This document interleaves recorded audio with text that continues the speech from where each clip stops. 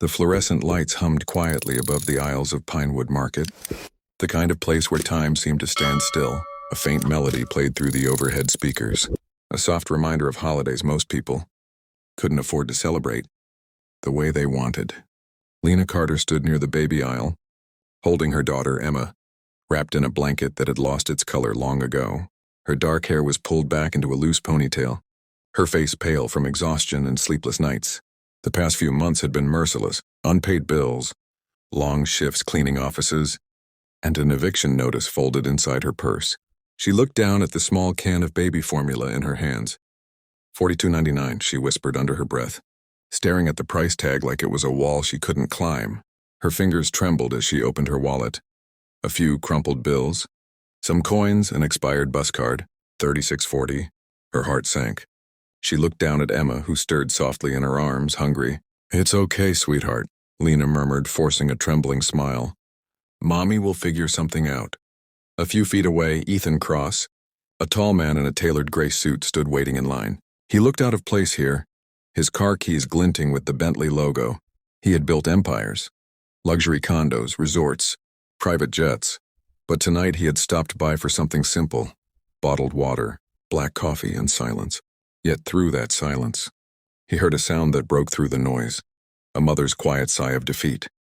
He turned his head, his gaze following Lena as she placed the formula back on the shelf, her movements heavy with heartbreak. She pressed a kiss to her baby's forehead, whispered something softly, and began to walk toward the exit.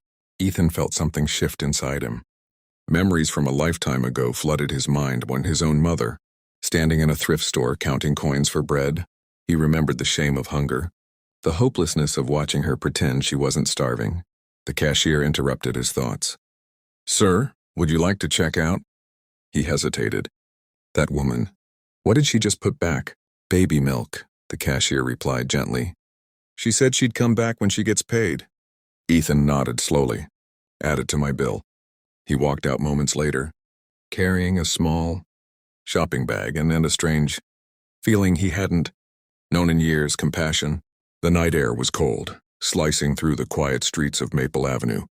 Lena pushed the squeaky stroller along the uneven sidewalk, her breath forming small clouds in the air. The city had gone to sleep, but for people like her, sleep was a luxury. She had 5 blocks to walk before reaching the small, one-room apartment she rented, if you could call it an apartment. The baby whimpered, and Lena stopped to gently rock her back and forth. "I know, sweetheart," she whispered. "Just a little longer." Behind her, a black Bentley Continental crept down the street, headlights dimmed. Inside, Ethan sat silently gripping the steering wheel, his chest heavy with something he couldn't quite name. He'd followed people for business before, competitors, partners, politicians, but never like this. This wasn't about curiosity. It was guilt, empathy, humanity rediscovered. When he saw her stop near a narrow stairway leading up to a peeling green door, he parked the car and stepped out. His polished shoes clicked against the pavement, an almost alien sound in this neighborhood. "Excuse me," he called out softly. Lena turned instantly, fear flashing in her eyes. I don't have anything. Please leave us alone." Ethan raised his hands, voice calm.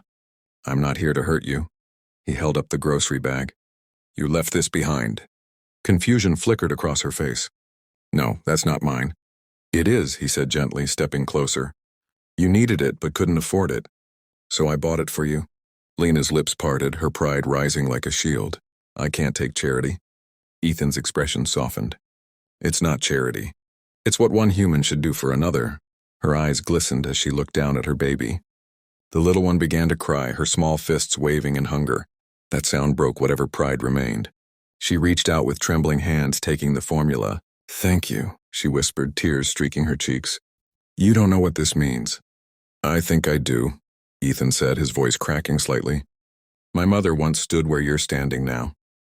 For a long moment, they just stood there, a billionaire and a broke mother, 2 souls joined by pain and kindness in the cold night.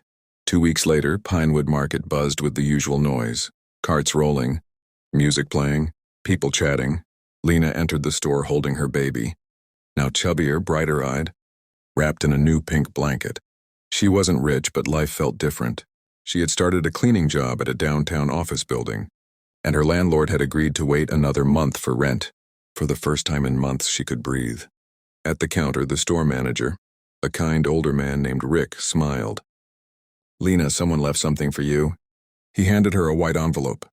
Inside, a folded note written in elegant cursive. "Lena, you don't know me, but I know strength when I see it. My mother was once you.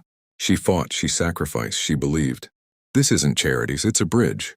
Inside, you'll find contact, information for a foundation that helps single mothers rebuild their lives. Tell them Ethan sent you. EC." Her eyes blurred with tears. Inside was not only the card behind, but a check for $10,000. Her knees weakened. She clutched the letter to her chest, whispering, "Thank you. Thank you." Months passed. Lena's life changed completely. With Ethan's foundation's help, she took classes, found stable work, and later became part of a new community program helping mothers in need. At the grand opening of the Emma Foundation, Lena stood before a small crowd, her daughter on her hip. Her voice trembled as she said, "One act of kindness saved us. One stranger reminded me that hope still exists." At the back of the room, Ethan stood silently, wearing jeans instead of a suit, smiling faintly. He didn't want applause. He only wanted peace. Because that night in the grocery store, he didn't just buy a can of milk, and he bought back his humanity.